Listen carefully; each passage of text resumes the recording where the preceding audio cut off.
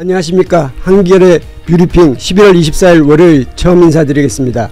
저는 진행을 맡은 한겨레 논설실장 권태호입니다. 뷰리핑은 한겨레 TV가 매일 오전 9시 30분부터 1시간가량 주요 뉴스를 전하면서 그 맥락과 배경까지 살펴보는 새 프로그램입니다. 많은 성원과 격려 부탁드립니다.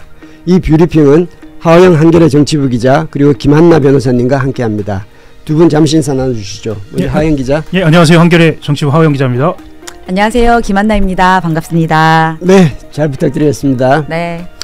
예, 오늘 첫 번째 소식 가보겠습니다. 도이치모터스 주가 조작 혐의로 수사를 받던 중 도주했던 이하무개 씨가 구속됐습니다.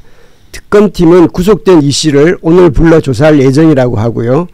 예, 하영 기자 좀 설명해 주시죠. 예, 그 서울중앙지법 소병진 부장판사는요, 지난 22일 증거인멸 및 도망 염려가 있다면서 그 세강자 이 씨 구속영장 발부했습니다.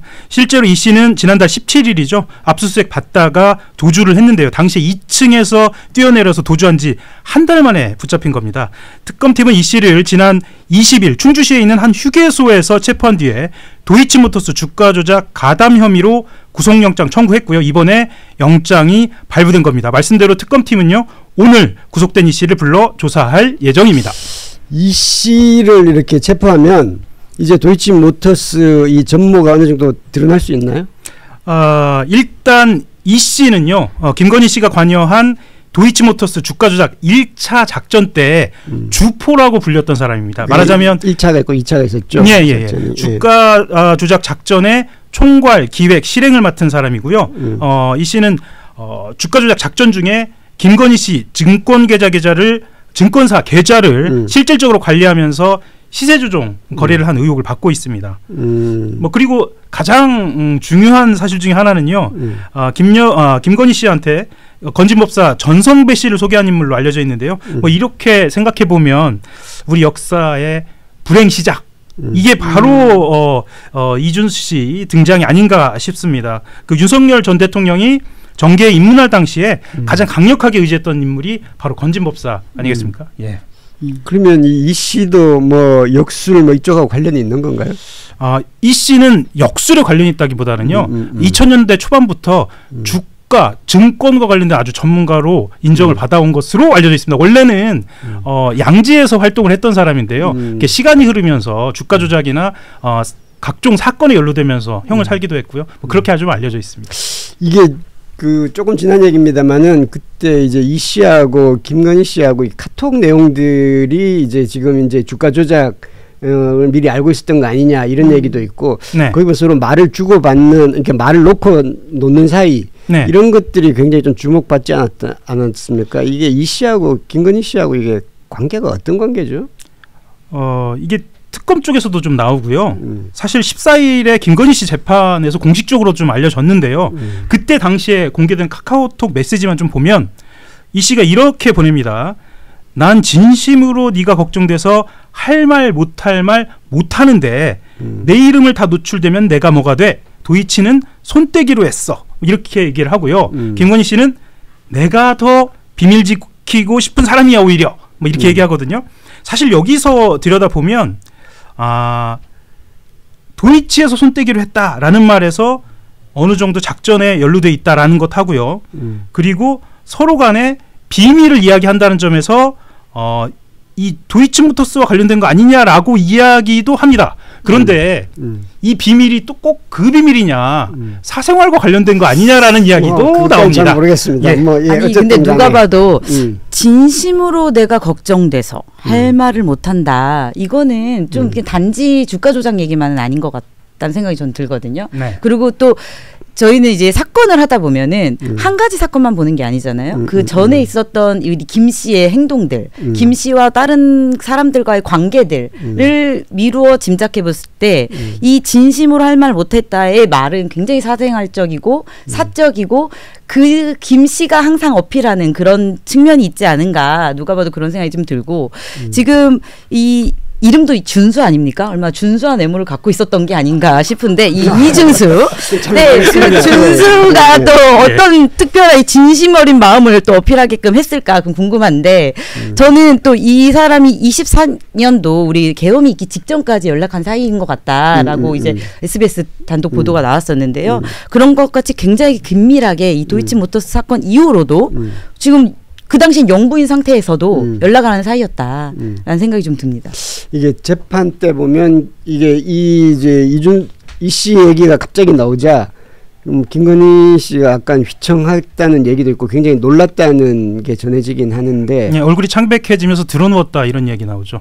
예, 그러니까 이게 도이치모터스 주가 조작과의 결정적인 증거가 될지 그리고 이제 이 씨가 일단 구속이 되면 이제 붙잡히면 이제 본인도 판단을 해야 되는 거 아닙니까? 네.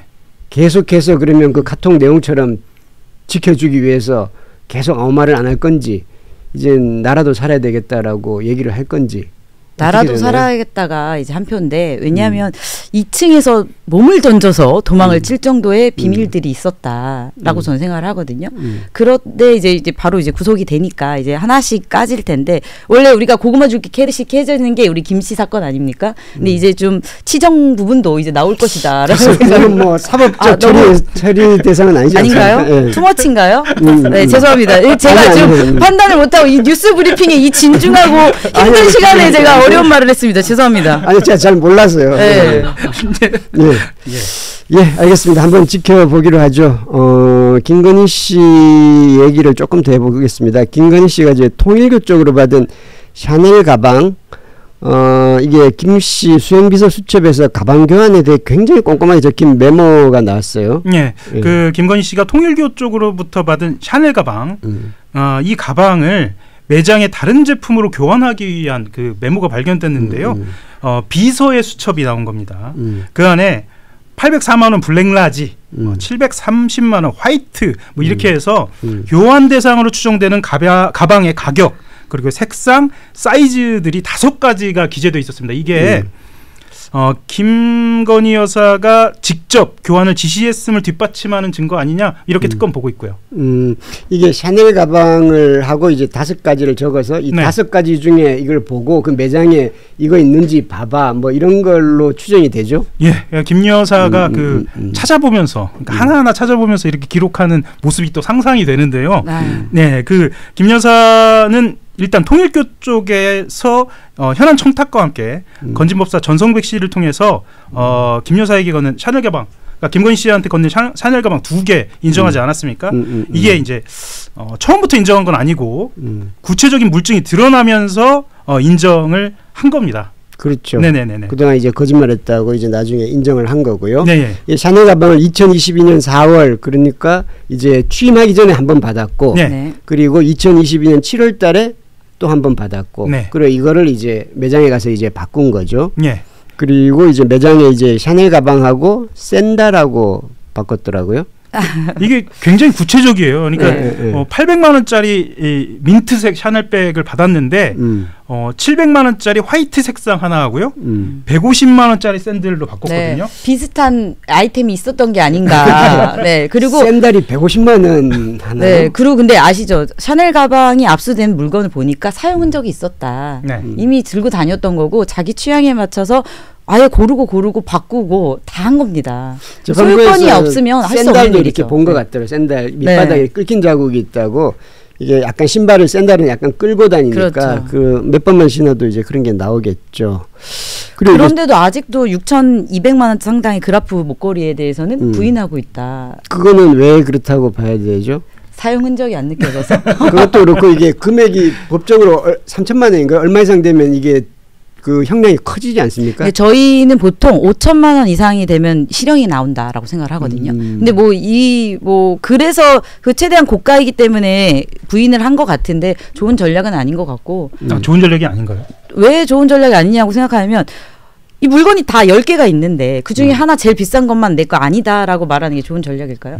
저는 오히려 괘씸죄에 걸릴 거라고 생각합니다. 근데 김건희 씨 지금까지 그 재판 진행 과정을 보면 최대한 부인 하다가 마지막에 어쩔 수 없을 때 이제 겨우 하나 시인하고 이런 식이잖아요. 저는 그래서 그 변호사들이 제대로 된 변론을 못하고 있다고 생각을 하는데 왜냐하면은 부인 하다가 나중에 모든 증거가 나와서 결과가 자백할 수밖에 없는 상황이 된다면 이거는 괘씸죄거든요. 반성이 하나도 보이지 않는다. 형량이 높아질 수밖에 없어요. 그렇다면 저 같으면 어느 정도 확실한 것들은 이제 분리를 해야 돼요. 의뢰인을 믿어서는 안 되거든요, 변호사도. 물증과 상황을 보고선 판단을 해야 되는데 지금 너무 뻔한 거짓말에도 다 동의하고 있는 게 변호사들조차도 지금 김건희의 말에 이렇게 휘둘리고 움직이고 있는 건 아닌가라는 생각이 좀 듭니다. 근데 지금 내란 재판 관련 이건 김건희 씨뿐만 아니라 뭐 윤석열 전 대통령이나 김용현 전 국방장관 이쪽도 변호사들이 다 하여튼 변론이 목적이 아니에요.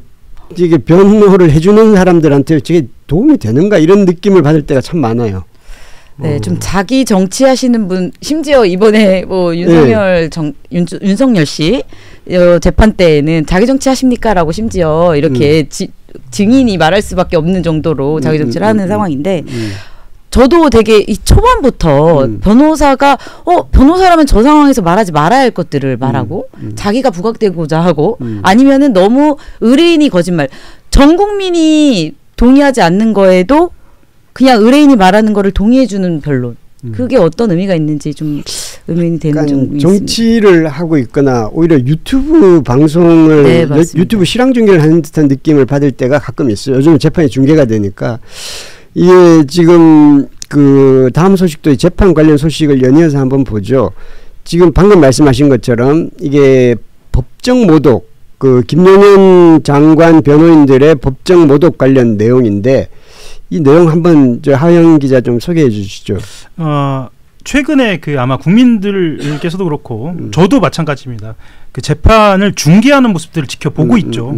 근데 아마 대부분의 여론이 정말 재판이 저랬나? 저런 재판이 있을 수 있나? 뭐 이런 생각이 들 정도인데요. 시작은 19일 한덕수 전 총리 재판에서 시작됩니다. 그 당시에 그 재판의 변호인들이 소란을 피워서 감치 명령을 받았다가 풀려났습니다. 김용현 전 장관 변호인들 얘기인데요. 말씀드렸다시피 당시에도 재판장의 제지에 법정을 소란하게 만들어서 감치명령을 받았고요. 그런데 당일에 유튜브 방송에 바로 출연합니다. 그래서 재판장을 향해서 욕설을 엄청나게 퍼붓습니다. 지금 제가 말씀드리기 좀 적절치 않은 정도인데요. 그런데 그것에 그친 게 아니고요. 21일에 김용현 전 장관 재판에서도 같은 변호인들이 등장해서 막말을 이어간 겁니다. 예, 잠시 저기 안내 말씀드릴게요. 저기 아이디 고추자님, 권태호 만만세, 하영 김한나 만세, 동접 774 곧 1천을, 아이디 창욱송님 슈퍼챗 감사 인사해 주세요. 슈퍼챗까지 보내주시나요? 감사합니다. 예, 고맙습니다. 예, 열심히 하도록 하겠습니다. 예. 지금 어디까지 얘기했죠? 어디까지? 네, 감치제도 얘기했습니다. 네, 그 21일 근데 이게 19일 재판에서 이제 난리를 피웠던 거잖아요. 네. 그리고 21일 금요일 재판에서도 이게 또 이제 논란을 피웠죠. 네, 이번에 논란의 대표격인 변호사가 있어요. 이하상 변호사라는 변호사가 있는데요. 21일 김용현 전 장관 재판 도중에 갑자기 그 재판과 무관한 자기 감치 처분 얘기를 합니다. 그러면서 법원에서 우리 인적사항 불법 활용해서 감치를 집행하겠다는 얘기가 있다. 대한민국 법원에서 그런 짓 하면 안 된다는 말씀을 드린다라고 이야기를 한 거거든요. 근데 이제 또 다른 변호인도 벌떡 일어나가지고 저희도 감치당했는데 검사도 감치해달라. 검사 감치하고 이거 뭔 상관이 있어요? 그러니까 이게 저는 이런 느낌을 받았습니다. 이게 자꾸 도발하는 거 아닌가. 도발하고 아까 유튜브 얘기하셨는데요. 그날 바로 유튜브 방송을 통해서 엄청난 수익을 얻고 있다. 자기들이 하는 유튜브가 있더라고요. 맞습니다. 근데 저 이하성 변호사가 어떤 사람인지 제가 이제 잠깐 보니까 저 그전에 어떤 분인지 몰랐는데 윤석열 전 대통령하고 이게 그 사법연수원 동기더라고요. 나이 차이는 좀 나는데 그리고 윤 대통령이 구술을 해가지고 아마 그렇죠, 구술하고 네. 이 사람 이분도 뭐 서울법대를 나왔는데 그리고 또 저기 이 정광훈 목사, 정광훈 씨 그쪽 통일 그 자유통일당 그쪽에서 대선 경선에도 나오고 그 당내 대선 경선에도 나오고 그리고 정광훈 씨 그쪽의 변호인 쪽 이쪽하고 그래서 우리가 말하는 극우 네. 하는 그분이고 김용현 전 장관 변호를 맡게 된 것도 이게 12.3 내란 이후에 본인이 자청해서 찾아가서 이제 변호를 맡아주겠다. 네. 라고 해서 이렇게 된 걸로 이렇게 나오더라고요. 정광훈 목사는 내가 보냈다 이렇게 주장하고 있죠. 그러니까 이게 예. 진짜 변호사로서 변호인의 역할을 너무 안 하고 있는 거예요. 왜냐하면 저희는 제가 만약 피고인의 변호인이 되잖아요. 그럼 판사 눈치를 볼 수밖에 없습니다. 판사가 인간이잖아요. 그러니까 아무래도 이제 물론 법리와 법관의 양심에 따라 재판을 하겠지만 그럼에도 불구하고 기분이 안 좋으면은 그 재판 진행이 매끄럽지 못한 건 당연한 거 아닙니까? 그런데 지금 여기서 판사를 도발한 거예요. 그리고 이게 지금 변호사이기 때문에 감치를 명하면서도 제대로 집행을 안 한 거거든요. 그러니까 좀 봐준 거죠. 왜냐하면 과거에 기본적으로 사법과 그리고 변호사들에 대한 존중, 기본적 신뢰 이것들 바탕으로 지금 이 감치 정도로 마무리되는 거죠. 제가 재판 중에 보통 보면 예를 들어 이렇게 앉아 있잖아요. 그럼 바로 끌고 나가요. 아 그런가요? 네, 법정 모독이다 이런 얘기를 해요. 방청인. 방청인의 자세가 안 좋고. 자세만 안 좋아요. 네, 그리고 막 전화 따로 하고 이렇게 쩍벌남 바로 끌고 나가요. 그런데 지금 여기서 소리치고 나가라고 경고를 줬단 말이에요. 그러면 이 단계를 다 거친 거거든요. 경고를 주고 나가라 퇴정 명령을 했는데 그럼에도 나가지 않기 때문에 감치 명령을 한 거예요. 그리고 솔직히 여기서 특정이 안 된다 개인정보 부족으로 인해서 그렇게 했죠. 네. 왜 못합니까? 하려면 할 수 있죠. 그러니까 이제 이름은 알 테고 네. 주민등록번호 이런 거는 뭐 조금 모를 수는 있을 텐데 그래도 네. 감치는 가능한 거 아닌가요? 사실 이제 이게 감치 이게 집행을 하려면 특정이 필요해요. 여기 지금 뭐 김한나다. 어떤 김한나? 저기 뭐 서초 사는 김한나, 목동 사는 김한나 다를 수 있잖아요. 그렇지만 서초에 사는 김한나이고 변호사이고 충분히 특정이 돼요. 그 자리에 있어서 법관이 그러니까 지금 판사가 직접 감치 명령을 내린 그 사람이기 때문에 특정하려면 개인정보 충분히 알 수 있죠. 근데 감치라는 표현을 아마 네. 일반인들은 처음 듣는 사람들이 많을 텐데 네. 이게 법정에서 보통은 퇴정시키잖아요. 네. 감치까지 하는 거는 상당히 꽤 높은 수준 아닌가요? 네, 이제 퇴정 명령 이후에 할 수 있는 게 이제 감치 명령까지 되고요. 법원 조직법은 한 20일 안쪽으로 감치를 할 수 있게 돼요. 그래서 이런 특별한 제도죠. 감치 제도는. 그러니까 짧게 얘기하자. 짧게 사는 징역. 이 정도인 거죠. 징역이라면 구속이죠. 구속. 네, 징역 일을 하니까. 네네네. 네, 이제 구속을 시키는 그런 제도인데 종종 있죠. 가능하죠. 법정에서 큰 소란을 하고도 퇴정하지 않거나 이럴 때 감치할 수는 있는데 그래도 변호사이기 때문에 제 생각에는 이 판사님이 많이 참으셨다라고 저는 생각을 하는데도 불구하고 이거를 오히려 도발하고 이용하고 뭐 검사까지 감치해라라는 말도 안 되는 얘기를 하고 있는 거거든요. 저는 사실은 이런 생각이 들어요. 이 법원의 모욕과 혼란을 야기시키고 그거를 갖고 국민들에게 자극을 시키는 이런 유튜버적인 이 변호사들을 감치해야 한다. 저도 그렇죠. 제대로 해야지 네. 더 이상 이 법원에 대한 불신이 조금은 더 불식되지 않을까? 라는 생각이 좀 들거든요. 그리고 감치를 해서 이게 자신이 인적사항 안 하고 네. 얘기 얘기 안 해가지고 감치가 안 된다 그러면 네. 만약 다른 사람들도 이렇게 따라하면 어떡해요? 저도 그렇게 생각을 했어요. 예, 이거 이번에 일반인들은 모를 일이에요. 그러니까 변호사니까 그나마 자기가 어차피 강제해서 이런 거잖아요. 너 주민등록 번호 말해. 그거를 막 이렇게 줄이를 틀어서 말할 수는 없잖아요. 그렇죠. 꺼내서 내 안에 있는 포켓에 있는 신분증을 꺼내서 주민등록증을 확인할 수는 없잖아요. 번호를. 그렇기 때문에 그걸 알고 있는 그래도 법조인 변호사가 말하지 않고 있기 때문에 그래 이번 한번 혼방 같은 차원에서 보내준 거지. 뭐 하려고 한다면 왜 못하겠습니까? 저는 그런 생각 좀 들더라고요. 이제 변호인이 그러니까 말하자면 이 내란 재판에 등장하는 변호인이 아니라 극우 유튜버들이 이제 등장을 한다라고 네. 치면 그렇죠. 이제 극우 유튜버들이 난리를 쳐요. 네. 그런 다음에 이름하고 주민등록 얘기 안 해요. 주민등록번호 그렇죠. 얘기 안 해요. 그러면 이걸 풀어줄 거냐라는 얘기죠. 그렇죠. 맞습니다. 이거 충분히 이게 난동을 예상 가능한 일들이죠. 네. 예. 예. 그리고 사실은 이게 직접적으로 형법, 그러니까 감치는 아까 말씀드렸던 것처럼 법원조직법상 제도이기 때문에 그런데 형법상 모욕죄도 가능한 거거든요. 네. 그렇게 되면 유튜브에서 나가서 막 판사 욕하고 그랬잖아요. 네, 맞습니다. 이런 건 어떻게 그렇게 되면 이제 현행법으로 체포도 가능한 거고 그렇지 않습니까? 그리고 심지어 뭐 구속도 가능한 거고 실제로 범죄 사실을 갖고 형량도 나올 수 있는 거잖아요. 그렇게 되면 이제 다른 단계가 되는 거고 지금 저 이 변호사님들 같은 경우는 대한변호사협회도 가만히 있어서는 안 된다. 분명히 징계를 줘야 된다고 생각합니다. 이게 지금 감치가 취소된 게 아니고 정지된 거 아닌가요 지금? 집행을 할 수 없다. 집행할 수 없다. 예, 정지는 다시 재집행도 가능한 건가요? 재집행도 가능하죠. 근데 이제 판사의 명령이 다시 있어야겠죠. 그거 하거나 아니면 아예 이제 고발 조치를 해서 이제 수사를 네, 하든지. 맞습니다. 그런데 이런 경우는 지금 대법원이나 아니면 대한변호사, 방금 대한변호사협회 말씀하셨는데 대법원에서도 뭔가 좀 조치나 뭐 지적이 좀 나와야 되는 거 아닌가요? 이제 대법원에서의 조치는 이제 법관 그 판사님을 통해서 앞으로 이럴 때 더욱더 강력하게 감치를 하거라, 반치 명령을 해라, 아니면 고소를 해라, 고발을 해라 할 수 있는 거고, 대한변호사협회에서는 변호사 자격에 대한 아니면 변호사에 대한 징계가 가능하죠. 그러니까 다른 차원에서 최대치는 변호사 자격 취소겠네요. 최대치는. 뭐 이걸로 이걸 그렇게까지는 안 되겠지만은 이르지는 좀 어렵지만 굉장히 변호사로서도 저는 되게 수치심을 느꼈어요. 네. 근데 이 부분을 이대로 대충 유야무야 넘어가면 이하상 변호사는 앞으로도 계속 이러겠네요. 네, 가능합니다. 이게 왜냐하면 이렇게 해서 유튜브에 나가서 자기가 승리했다라고 그렇죠. 얘기한 거 아시죠? 네. 예. 유튜브에 나가서도 상당한 수익을 올렸다고 그러던데.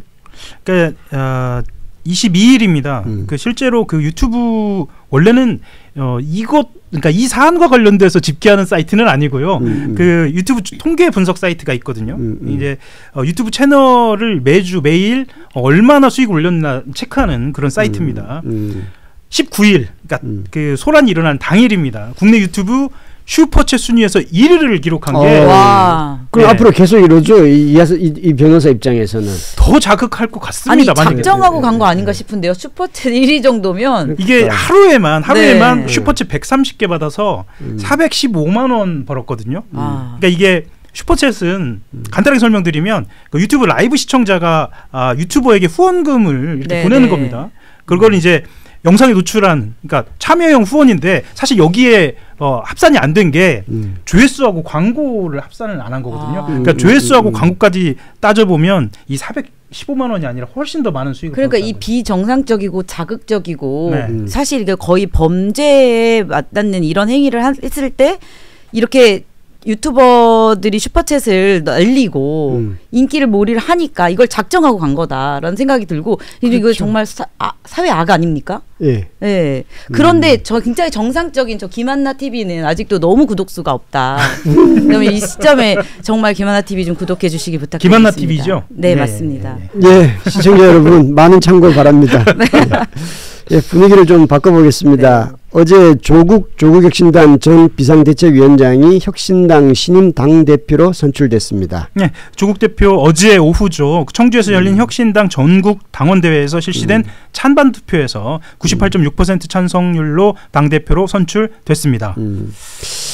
예, 지난 8일 사면 복권된 뒤 석 달 만에 이제 당대표로 다시 선출됐는데요.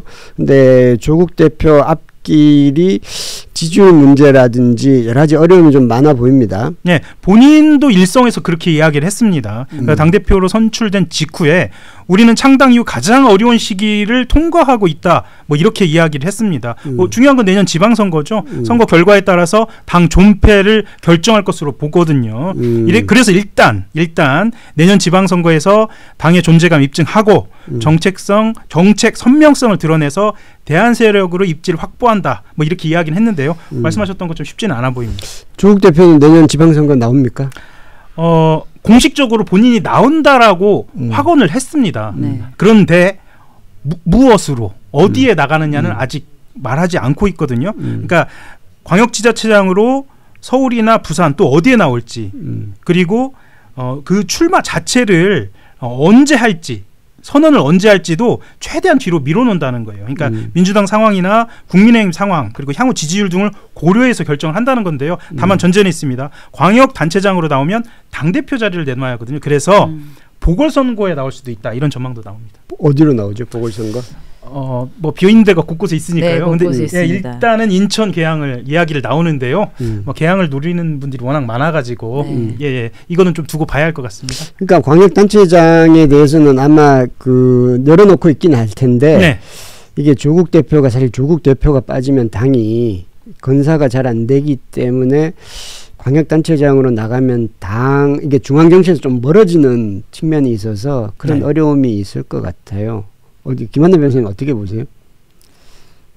당선이 돼야지 일단은 중앙 정치로부터 멀어진다라는 생각이 일단은 당선이 된다 네, 하더라도 그렇죠. 네. 안 되면 더 그렇고. 네, 그렇습니다. 근데 저는 조국 대표님이 아마 이번에 출마는 가능할 것 같고 그럼에도 불구하고 이제 고민이 계속 될 것 같아요. 왜냐면 그 내부에 이제 훌륭하신 의원님들도 계시고 훌륭한 멤버들도 있지만 그렇지 않은 이제 아무래도 힘이 약하기 때문에 그런 게 있고 지금 어찌되었건 우리가 아직도 내란이 청산이 되지 않은 상황에서 그리고 지금 저쪽 정비가 되지 않은 상황에서 그럼에도 불구하고 압도적인 지지를 우리 이쪽 진보 쪽에서 갖고 있지 않는데 오히려 표를 나누고 있는 게 국민들의 정서에도 맞지 않은 측면도 있고 지지율도 떨어질 수밖에 없는 그런 상황에 여러 가지 고민들이 많을 것 같아서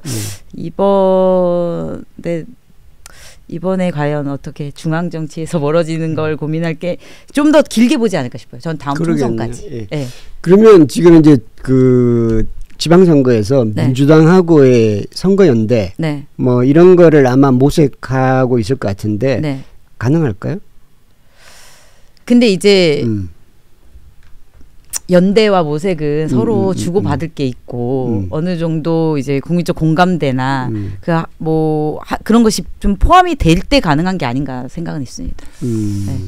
사실은 방금 연대를 말씀하셨는데 8월 그러니까 막 사면복권 됐을 때만 해도 연대를 모색할 만한 상황이었거든요. 왜냐하면 지지율이 받치고 있었어요. 네. 당시만 해도 두 자릿수여가지고 말하자면 조국혁신당에서 누군가가 나왔을 때 국민의힘에 결정적으로 불리한 상황이 될 수 있는 곳이 여러 곳이 있었거든요. 그런데 지금은 지지율이 한 자릿수고 또 5% 이하로 쪼그라들었지 않았습니까? 그래서 말씀하셨던 것처럼 이쪽에서 그러니까 조국혁신당 쪽에서 내세울 게 별로 없는 상황이 돼버렸다는 거죠. 그렇죠. 모든 기분 네. 테이크니까. 예. 그래서 특히나 요즘 호남에 신경을 좀 쓰고 있는데요. 그러니까 호남에서는 국민의힘 당선 가능성이 낮기 때문에 일단 호남 그 단체장이라든가 아니면 지역 의원들, 지방 의원들을 전원 다 내겠다는 거거든요. 후보로.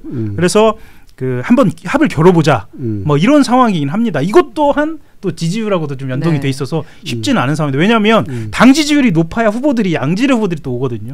그리고 저는 단체장을 내기는 쉽지 않을 거다라고 생각을 해요. 그거 이제 선거연대 아니고는 힘들겠죠. 네, 단체장을 내는 거는 국민 오히려 지지율이 떨어질 수도 있고 조국혁신당의 지지 세력이 그래도 범민주당적인 차원에서 응원과 그런 차원의 이제 지지가 좀 많이 있지 않습니까?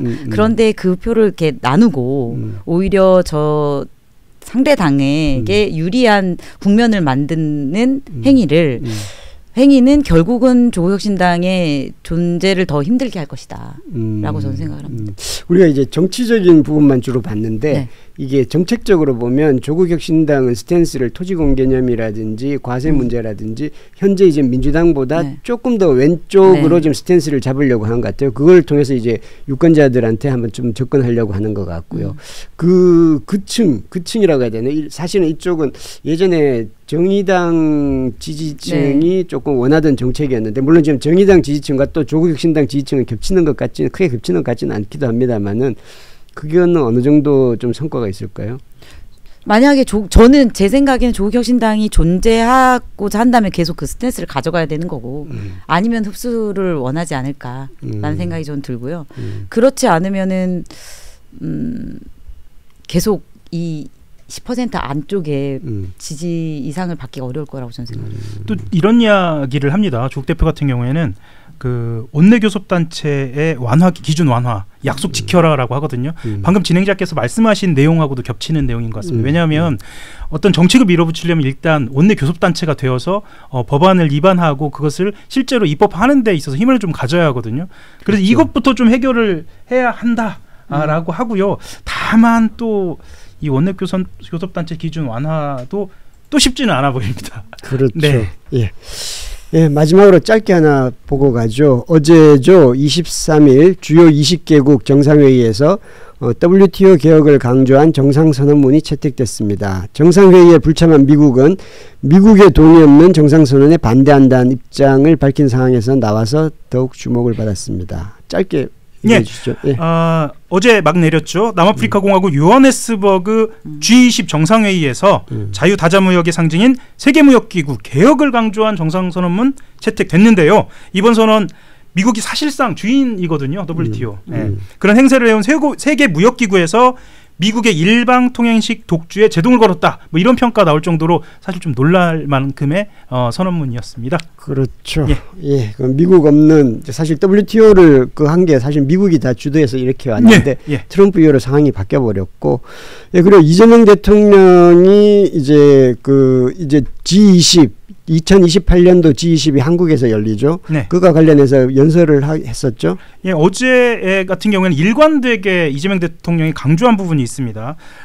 지난 한미 정상회담에서도 확인했듯이 일단 그러니까 근본적으로는 미국과의 관계 강화를 깔고 가는데요. G20 같은 다자회의 나가가지고는 미국발 보호무역주의에 맞서서 자유무역 질서를 옹호하고 국제사회 연대 하자! 이렇게 강조를 하거든요. 뭐랄까요. 전형적으로 좀 실용적인 외교의 독특한 특이점이 발견되는 모양새입니다. 예, 알겠습니다. 예, 이렇게 해서 일부 간단한 뉴스 브리핑 마치도록 하겠습니다.